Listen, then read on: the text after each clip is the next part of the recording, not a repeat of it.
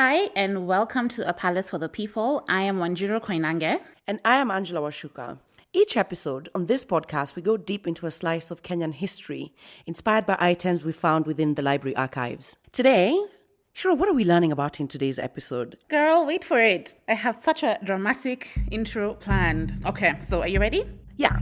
Okay, so Washuka, when I say the words theft,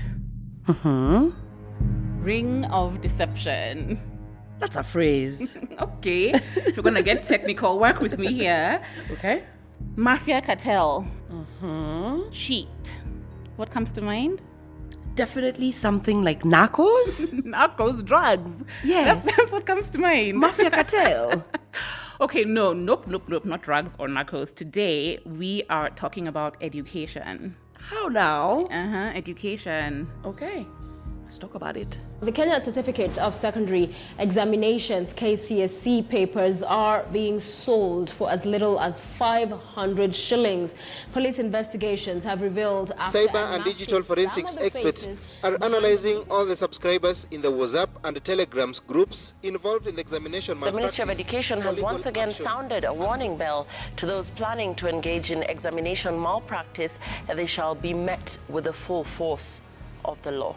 So this issue of exam cheating has been an ongoing challenge over the last few decades. And even as recently as 2022, the Kenyan Minister for Interior was talking about bringing in the military. The what now? The military, because teachers have been supporting these rings of cartel that help students to cheat in their exams. But still, that's madness. We're talking about exams here. Yeah. Even thinking about exams though, Shiro, like my pulse just... I know, right? Yeah. And you are not the only one. I was reading the other day that apparently dreams about academic anxiety are the most common dreams globally, across cultures, across ages. The nightmare of turning up into an exam room and you haven't studied. It sounds super familiar. Right? Actually. Or you're just in the wrong exam room altogether. I've had a few of those. Yep. So, to prepare for this episode, I have here an exam. No, where did you get that? The internet. Okay. It's comprehension. Oh no, it's not. It's maths, which is not my favorite subject. All right, here we go. Do you think you can do it? Listeners at home, ready your papers. So, Mr. Owino spends a quarter of his salary on school fees. He spends 2/3 of the remainder on food, and a fifth of that he spends on transport. He saves the balance. In certain months, he saves 3,400 shillings. What was his salary? Oh, like you want me to do it? Hell yeah. Oh, yeah, I wasn't ready. I just downloaded the exam. I didn't prepare. This is very triggering for somebody who got D's and E's in math. Okay, let me try. Okay, give it a try. I don't know if this podcast is long enough for me to do this. Carry 2. No. Is this the answer? No, Shiro. No. Epic fail. It is not. The answer is 17,000. I'm so triggered.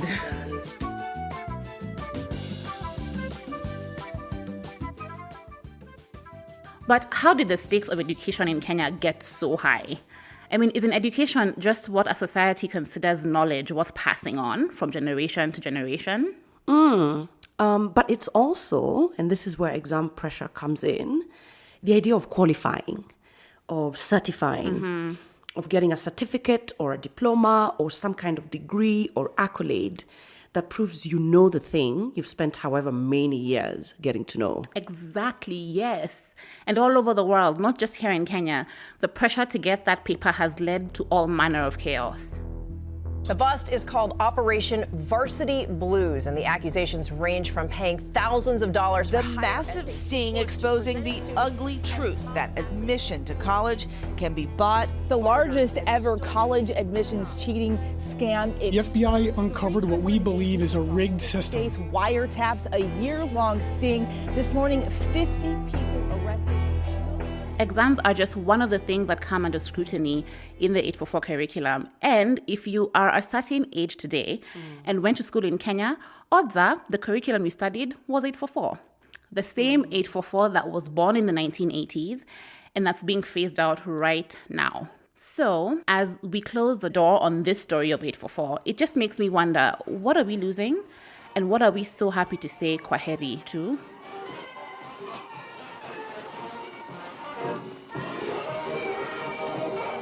The 844 curriculum began in the 1980s, and it stands for...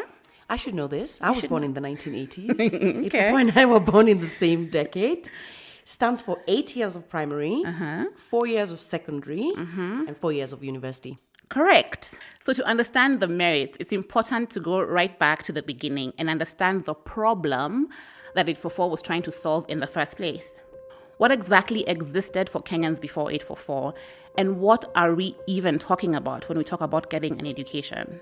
Education before the colonialists came was basically the system by which societies passed on their values to the next generation and also prepared them for work that they would do as adults. This is Dr. Wanjiru and Wachuka. She teaches at Daystar University here in Kenya, and she has become a public voice on education and educational reform.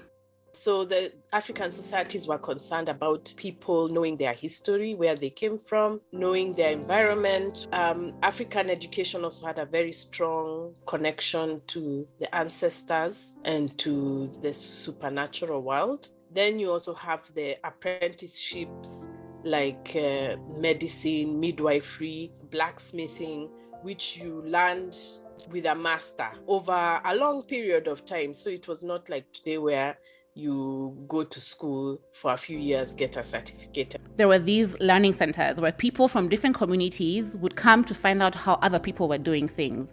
They could technically be considered the libraries or universities of the time. These centers were part of the fabric of an African education before colonization. And with almost all things to do with life, when colonialism came, things took a turn. So there was pressure on the colonial government to provide education for the settlers' families. And then also there was the Asians who had come to Kenya to build the railway. They too said, we also want education. And then also the colony was fairly expensive to run. They could not afford to run it on only civil servants brought from the UK. So they needed to train a few civil servants who would do the clerical work. And so they now started taking a few Africans to school. The other thing that they had an interest in was forming a Kenyan ruling class. And that ruling class would have the values and ideas of the colonialists. This very small black Kenyan elite was formed under colonialism with access to missionary schools and the colonial education system. But these schools, like many things under colonial rule, were still segregated. So there were schools for white students, schools for mostly Asian students, and schools for, again, a very small number of black students. So, with Kenya's independence in 1963, came a moment to make some changes. Mjue kwamba mna kazi muhimu sana ya kuwaelimisha watoto wetu, na kwa hivyo tukishirikiana pamoja na raia na serikali tutakuwa na kazi njema ya kuendesha nchi yetu mbele. That's our first president, Jomo Kenyatta, pledging to make a bunch of educational reforms. So in 1964 and 65, an extensive report called the Ominde Commission was published. In it, 160 reforms to Kenya's education were proposed. For example, the British Cambridge Exam Board now became the East African Examination Board. So in theory, this board now held East African education to an East African standard rather than a European one. Schools with foreign names were now given local names. You must know Lenana High School. Yes, changes. Changes. Could you guess what it used to be called? Duke of somewhere. Duke of somewhere that isn't here. Correct. Duke of York is what it used to be called. What about the Duke of Murangashire? Right? What about Upper Hill? Upper Hill Secondary? That one I know. That one was called Delamere? Delamere High School. Delamere High exactly. School. And it was named after the prolific colonist, Lord Delamere. I don't know why we'd want to do that. But I'm kind of especially grateful for this name change, Jamhuri High School. Jammu. It was also named Duke of somewhere that isn't here, but this one was Duke of Gloucester. Duke of Gloucester, gotcha. Yeah. There were some other changes as well. The government gave African students bursaries to enable them to attend schools that were previously all white or all Asian. It was basically an attempt to stop exclusive, racially segregated education. Now that the British government was leaving, there were so many positions that needed to be taken over by Africans. The Ominde Commission was basically to say, now that we are independent, how do we have a coherent education system that provides education to all Kenyans? Jomo Kenyatta's government gave a facelift to Kenya's education system, which in the late 1970s was called the 7-4-2-3 system. It looked black, but in many fundamental ways, opportunities for the majority of Kenyans were still limited. All this would change with the next government. Mimi Daniel Toroitich Arab Moi naapa kwamba nitakuwa mwaminifu kwa Jamhuri ya Kenya. 844 arrived in 1985 under a new government, that of President Moi. At the time, it promised to give more Kenyan children access to education at every level. So the previous system required students to finish Form 4 and then go on to study for 2 more years, which is their A-levels, and then go on to university. But not many secondary schools offered those last 2 years. So it was a very competitive, I think, very unequal system, and that it favored the schools which were already built, especially by missionaries or built for the settlers. So, the Kenya Highs, the Lenanas, the Alliances, which already had A-levels. But when Moi comes to power in the 1980s, things turn around. You no longer have to do your A-levels in order to get into university. Most of these high schools where kids have access to A-levels and university are along the railway between Kiambu and Nyanza. So he comes from an area farther from the railway, so to speak, where kids don't have that kind of access. So he wanted to make a system where more children from these other areas are able to go to university. Another idea was to extend primary school by 1 year. The 844 was designed so that if kids are not able to move on to secondary school, you've come out older and with more skills.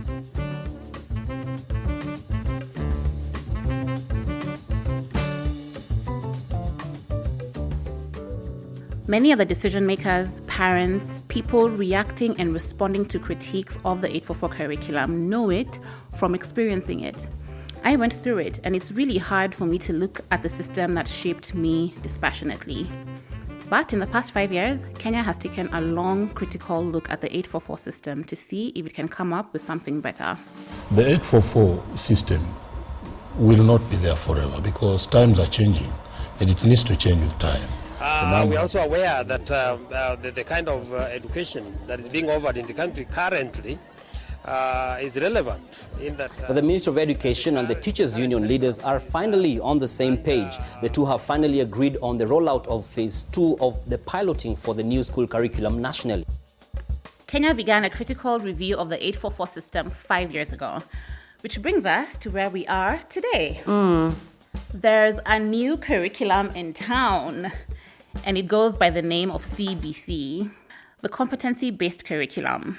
So with CBC, instead of doing one big final exam that makes or breaks your entire academic career, you are assessed throughout your school year. In 844, we were more focused onto the learners acquiring the knowledge through whichever means that we would get, whether it is through memorizing, whether it is through games, whether it is through mimics, whatever the way that we had to use, we had to get to make the learners memorize.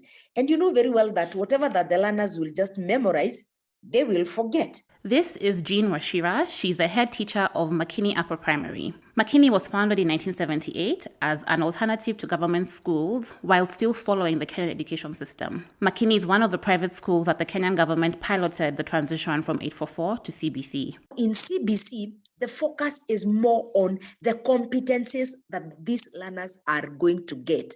Critical thinkers. In 844, we are not giving the learners the problems to solve, but we are just giving them the solutions because we want them to cram as much as they can in order to pass the exams, because the key thing was to pass the exams. There are still exams in the CBC, but you also accumulate a portfolio of work and projects that contribute to your assessment, your continuous assessment. So it's less about memorizing and regurgitating information and more about each student being measured against the milestones expected of their age and of their learning level. All that stuff that we talked about at the top, the exam stress, the immense pressure on kids, that was supposed to be something that was solved, at least a little bit, by CBC. But not everybody thinks it does that. Back to Dr. Wanjiru and Wachuka. For her, unless there's more opportunities for students graduating from secondary and university, the problem with exam obsession will remain. This mess of exams didn't start with 844. We were just as exam obsessed as in the old system. We were just as exam obsessed as the next system. So what happened with 844 was the economic pressure, because now there was the new generation of kids who had been born post-independence. They were now becoming adults with their own children, and these children had to enter an economy that was not expanding. So the papers became more and more important to get the fewer and fewer spaces. Exam obsession comes from politics. It doesn't come from the content of the curriculum.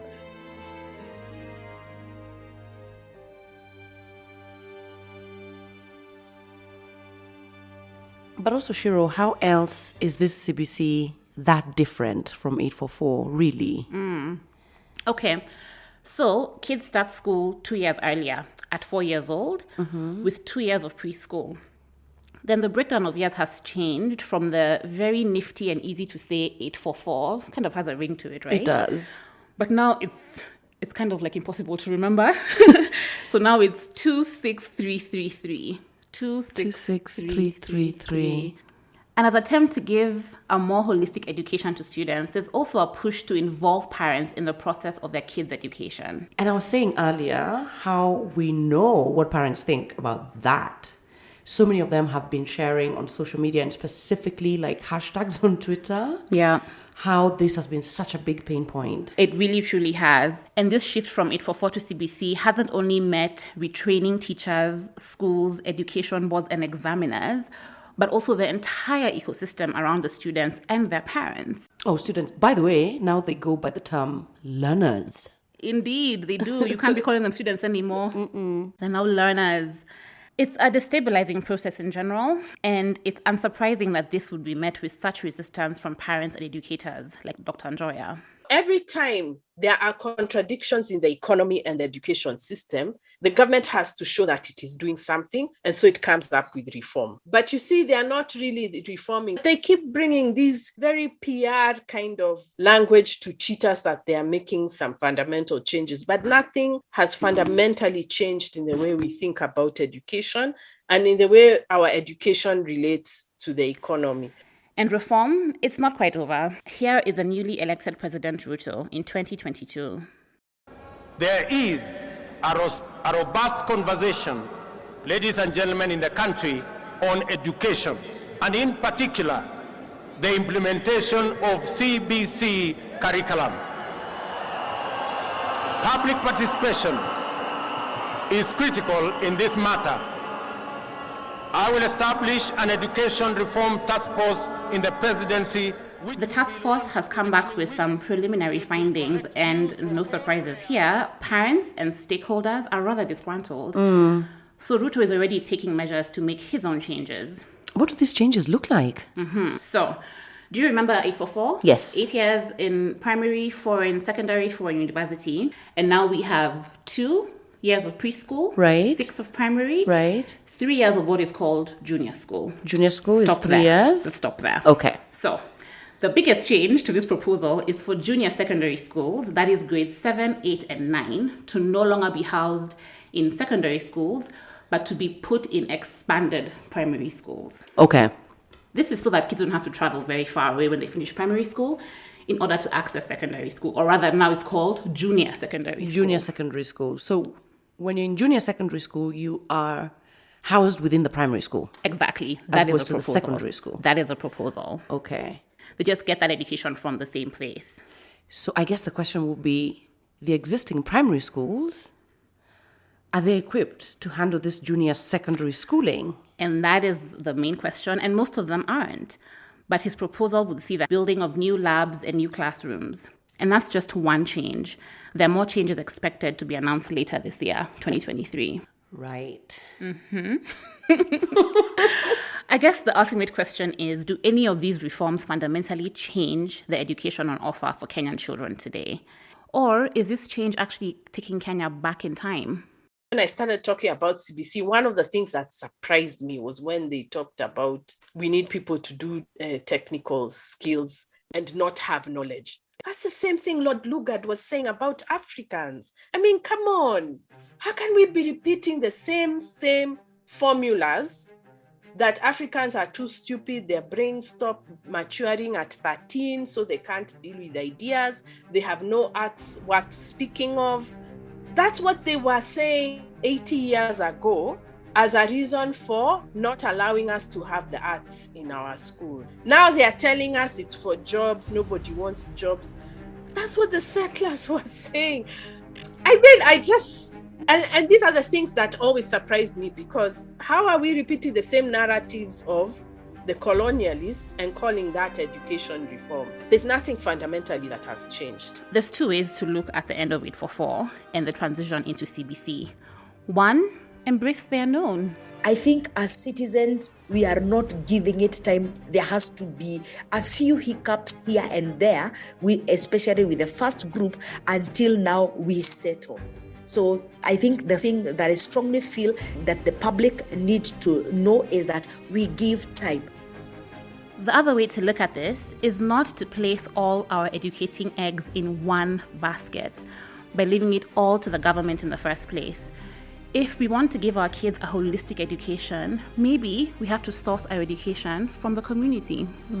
I think schools cannot be the center of knowledge. I think because they are flawed, and now we can't afford to give the kind of education we want to every child, at least not with the economy that we have. So we need to expand our ideas of education and allow alternative forms of knowledge. Knowledge that comes from work, from expertise, from experience, from centers of knowledge like libraries, cultural centers, sports arenas, gatherings of people, parks, all these other public spaces are also centers of knowledge. And knowledge is not just about, do I know the chemical formula for ABCD?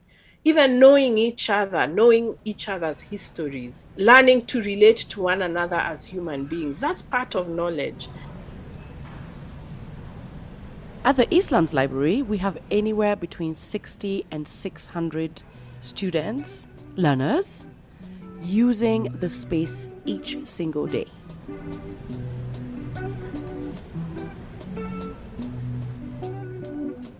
Exactly. If we expand the value of libraries, also known in our world as palaces for the people, as well as public spaces and other sites for knowledge, then maybe, just maybe, kids and teachers will have time and space to bring more of themselves into the classroom. More options outside the pressure for good grades and the pressure to pass exams. And then maybe more people will have access to knowledge and learning and fun.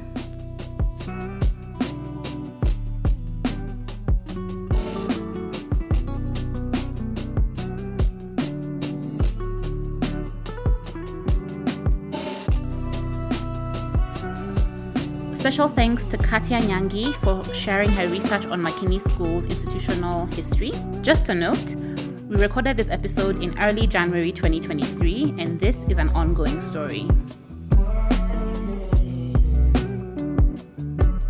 This is A Palace for the People. I am Wanjiru and And I am Angela Wachuka. This episode was produced by me, Angela Wachuka, Wanjiru Koinange, Maeve Francis, and Ida Holinambi. This has been a Fathom Sirens production.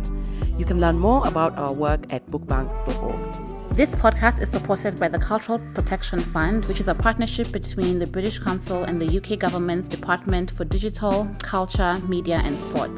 Thank you for listening.